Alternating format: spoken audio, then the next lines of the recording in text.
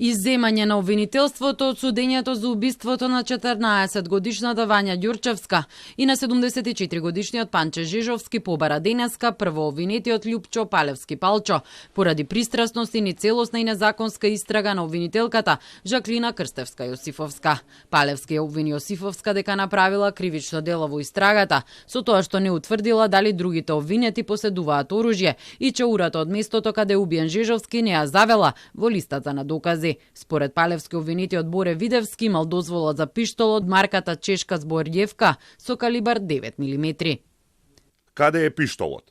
Каде е зброевката во собственост на еден од обвинетите? Зошто 421 ден до денес, 27 јануари, јавната обвинителка Јосифовска не го расчистила овој факт и зошто чаурата не ја предложила во листата на докази? Дозвола за оружјето Видевски имал од 1999 година, а информациите од браната на Палевски ги добила од вработени во МВР. Со ова барање предлагам копија од монитор на МВР каде што се гледаат податоците кои ги предлагам како доказ. Во МВР се уште постојат правдолюбиви луѓе кои ги доставија доказите до одбраната. Неговиот адвокат Маријан Витановски изјави дека пиштолот на Видевски е со истиот калибар со кој е извршено убиството на Жежовски пронајдената чаура. Доколку истиот поседува оружје со дозвола, при добивање на дозвола во надлежните служби се врши испукување и со преку тоа испукување, значи се води во системот на МВР, преку тоа испукување доколку бил одземен пиштолот од Боре Видевски, можело да се провери дали пронајдената чаура одговара на тој пиштол или евентуално на било кој пиштол кој некој лице го поседува со дозвола.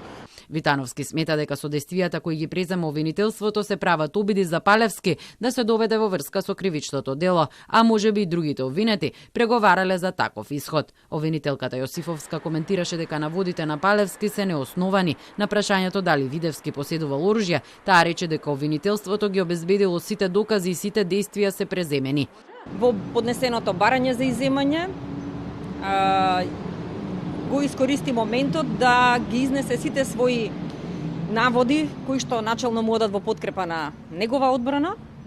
Обвинителството има превземено доволно действија, сите наводи му се неосновани, доказите се приложени во списите од предметот и очигледно е дека со презентирањето на видеозаписите се приближуваме кон делот кога јавноста ќе биде запознаена кои действија конкретно ги превземал обвинетиот Љупчо Палевски, кој цело време негира дека учествувал во предметните настани. Негираше дека имало било какви преговори со адвокатите на другите обвинети и самите тие со цел да се извлече пресуда за Палевски.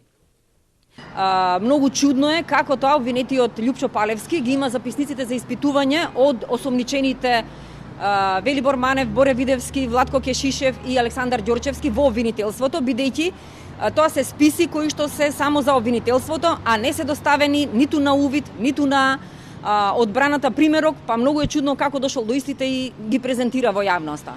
На наредното рочиште во понеделник ќе продолжа да се гледаат видеоснимки како дел од материјалните докази на обвинителството за случајот. Треба да сведочи Гоце Трајковски, кој со таткото на Вања, Александар Ѓорчевски, водел паралелна истрага за пронаоѓање на девојчето.